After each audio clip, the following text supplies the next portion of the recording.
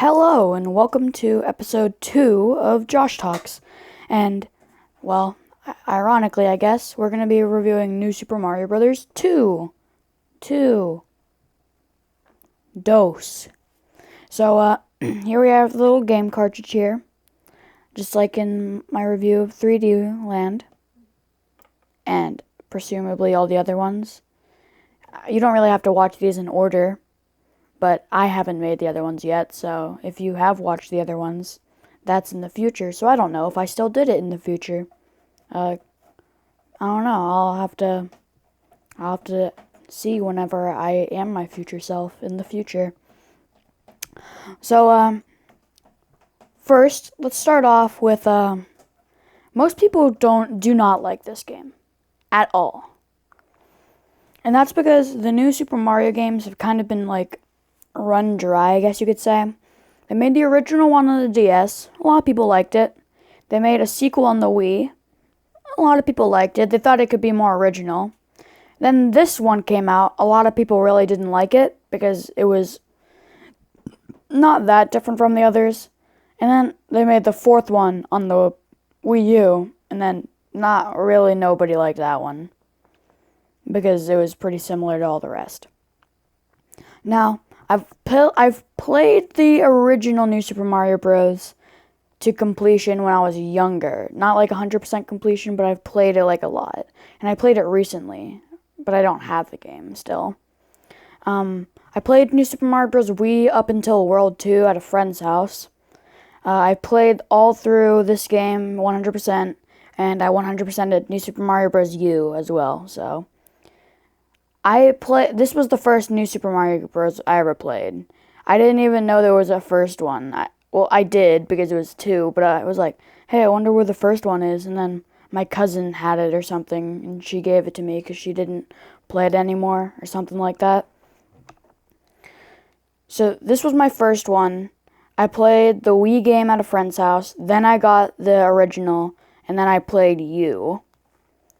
So this may be because of nostalgia, but I really like this game. Most people won't like it because they started off with the original and people say that the original is so good. But I don't know. I don't see it. The graphics are, the power-ups are, and the level design's pretty. The bosses are pretty good. I like the bosses. But I don't know. I just really like this one. Because, well, first off, I feel like the art style is slightly different. I feel like the colors are more vibrant and like popping. Like the original game, it was like bright, but like this one's like really bright. Like it's popping.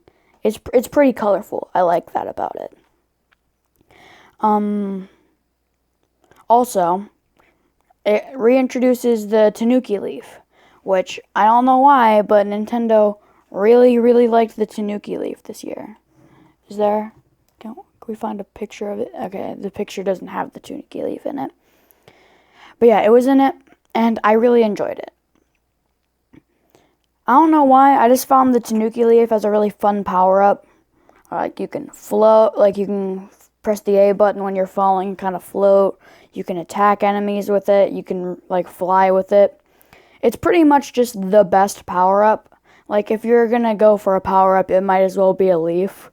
Like, I can't really think of a better power-up in the game that's better than the leaf.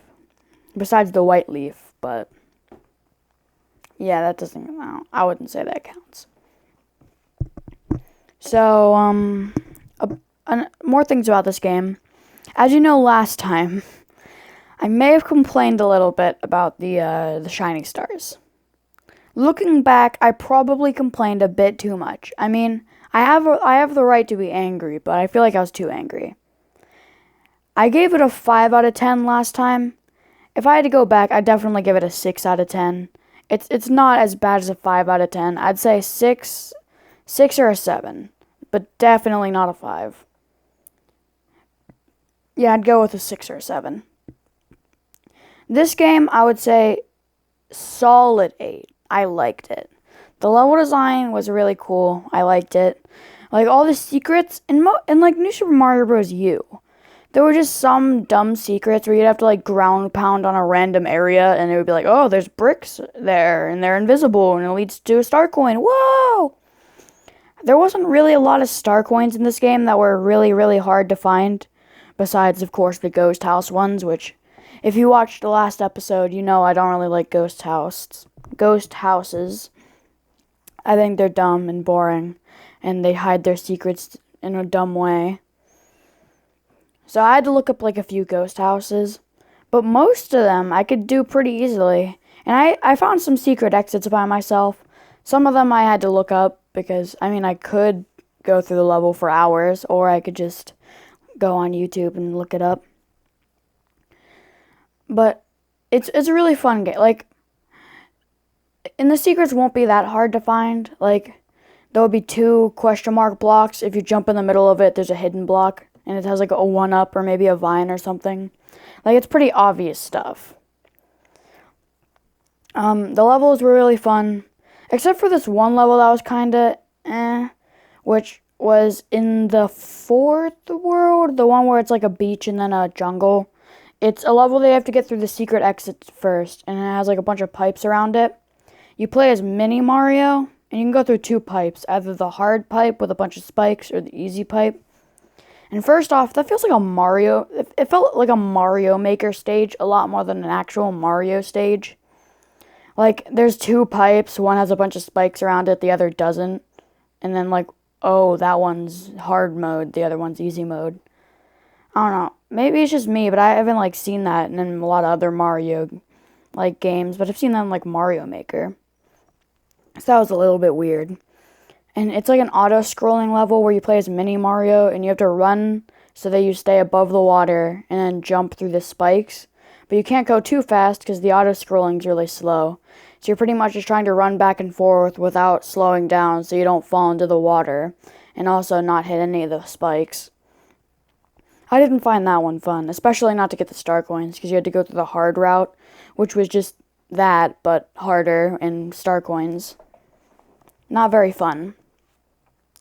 But, most, like, all the other levels I think were really fun. Even, like, the final level I thought was pretty fun. It was nice. Like, this is spoilers. They added this gimmick in the final level and in the final secret level in the Star World where, the Koopalings are in a clown car and they flash you with a light. And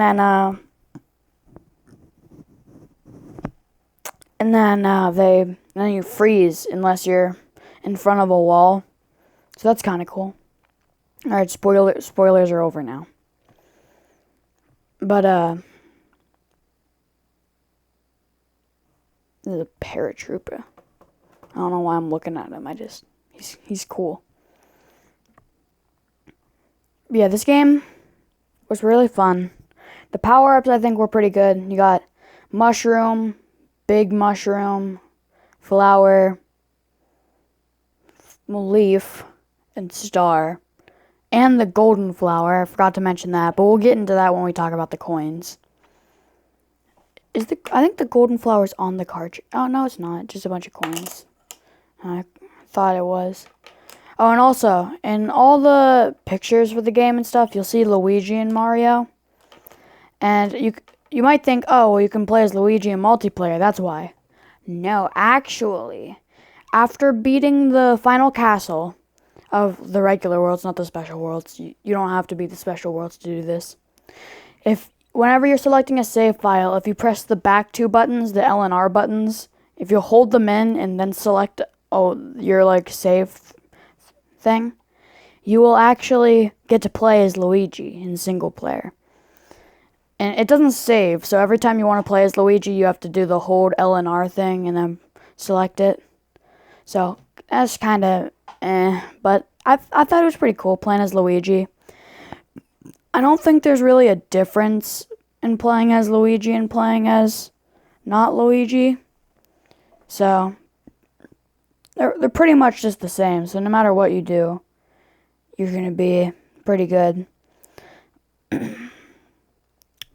Let's talk about the coins, the big gimmick of the game. So the coins, Oh, there's a lot. There's a lot of coins. There's so many coins. And every level just filled to the brim with coins.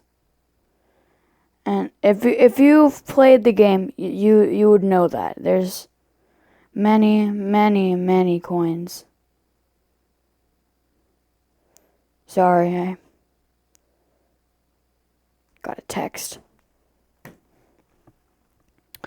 But yeah, there's coins on the ceiling, coins on the floor, coins in the blocks, coins in the door, everywhere. And the game tries to challenge you to get 1 million coins, I think. Yeah, it's 1 million. I haven't. I have like 100,000 something, I think. So I'm about one digit away, but I'm not going to try to go for the coins, which I'll explain why in a little bit when we talk about replay value. But definitely just, like, I mean, it's a cool gimmick, and I like it. I think it definitely spices things up, and it makes it more different than the other new Super Mario Bros. Games. People always say how they're so similar, but I mean, I feel like they're different enough. Like, the graphics have their own kind of, like, 3DS style. The colors are a lot more vibrant than in any other game. It has the Tanuki leaf, so I guess that's its own thing. It has all the coins in the golden flower, which all the golden flower does is, it's like the regular fire flower, but whenever you hit stuff, it turns to gold, and if you hit bricks, it explodes into gold coins. So it's pretty much just a way to get coins faster. So, yeah. While the coins don't really mean anything, and since there's so many coins, you can just get lives super easy. Like, you don't even have to do the 1-up trick to get, like, the max lives. I got the max lives just by playing the game. Like, there's so many coins. But, so yeah, it kind of makes the lives just redundant, which I'm cool with. There's so many coins that you'll probably get an extra life or two at the end of each level. And that's not even including that if you get to the top of the flagpole, you get an extra life. So that's like 3 lives per level. So even like the kids that aren't really good at the game can still play through it because they're getting so many lives. So it's a good, like, first new Super Mario Bros. Game. I wouldn't say that this is the... Actually, no. If you want to show somebody the new Super Mario Bros. Games and you want them to play them in a specific order, I would recommend New Super Mario Bros. 2 first, because I'd say it's the easiest and most fun. Then the original New Super Mario Bros., because it's more of a traditional Mario, but I think it's a little bit less fun than the second one. Like, I don't really like the power-ups that much in that game, and some things are a bit confusing. Then New Super Mario Bros. I don't think it really matters if you show them Wii or U first. They're pretty much, like, almost the same game. I think Wii might be, like, a little bit harder because of its final boss. So, I think after the first game, ask them if they want a harder or an easier game next. If they say harder, give them Wii. If they say easier, give them U. And then give them the other one after that. So yeah, that's my new Super Mario Bros. Which order you should play them in. That's not my tier list, by the way. The tier list would be this one, S tier, first one, A tier, along with U, and then B tier would be Wii, which I know is like saying I hate dogs. Like, that's saying that Wii is below them all is like the worst thing I could possibly say, but I just didn't really have that much experience with it, and I don't really like the propeller mushroom. I think the squirrel suit's a lot cooler. I'm not a furry, okay? Not that it matters if you are a furry. But I know my friends watching this, they're gonna freaking call me a furry. I'm not a furry. It's cool if you are furry, but I'm not. So don't. I'm talking to you. You know who I'm talking to. Right? We good.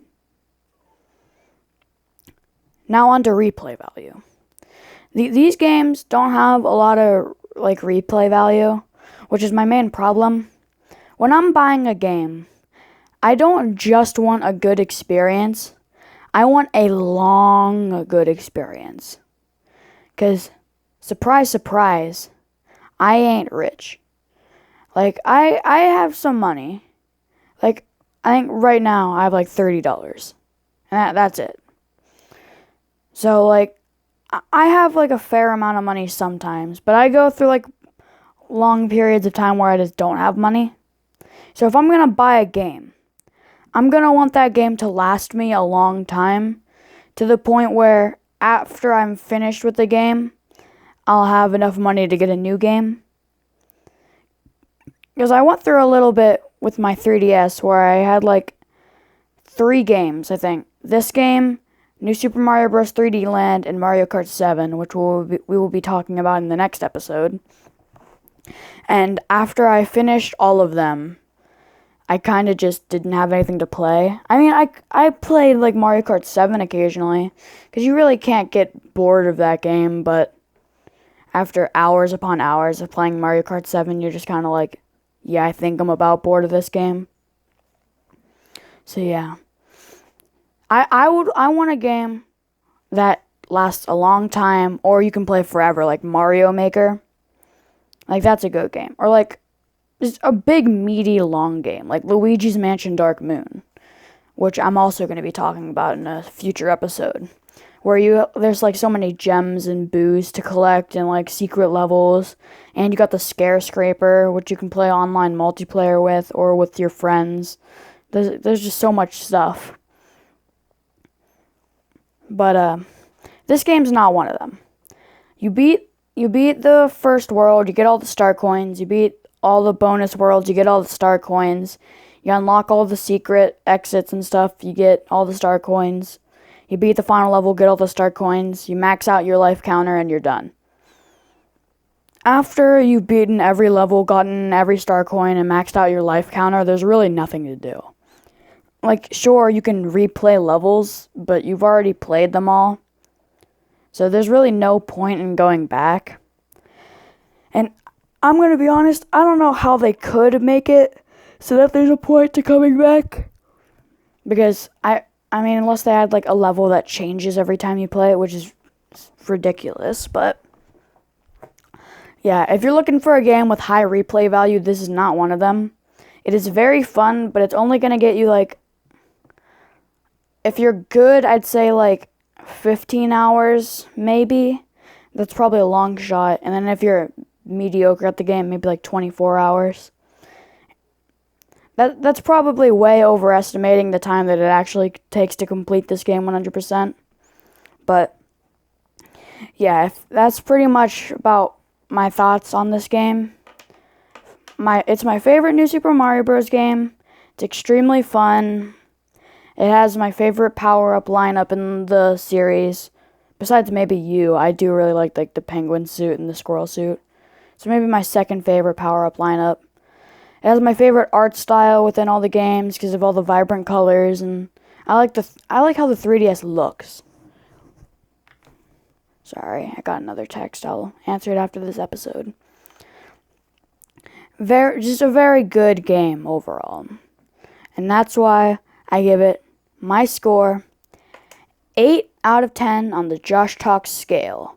So a little bit higher than Super Mario 3D Land.